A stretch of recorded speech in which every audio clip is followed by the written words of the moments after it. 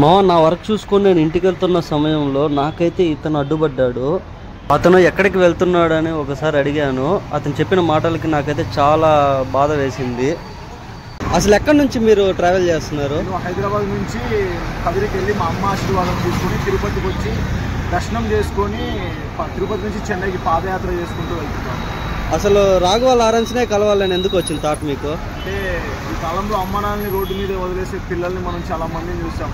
అలాంటిది ముక్కుమోహం తెలియని వాళ్ళ కోసం అనాథాశ్రమం కట్టించి ఓల్డేజ్ హోమ్లు కట్టించి ఇంతమందిని బాగా చూసుకుంటున్నాడు కదా. చాలా మందికి హెల్త్ లేని వాళ్ళకి ఆపరేషన్లు అవి ఇది అన్ని ఉచిత సేవలు చేస్తుంది.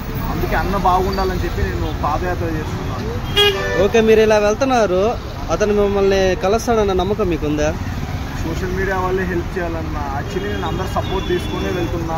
నా వీడియో అందరు చూసి షేర్ చేసి అందరు చూసేంత వరకు ఈ వీడియో అందరూ షేర్ చేసి నాకు సపోర్ట్ చేయాలని కోరుకుంటున్నాను. ఫ్రెండ్స్, ఈ వీడియో రాఘవ లారెన్స్ వరకు చేరేలాగా షేర్ చేయండి ఫ్రెండ్స్.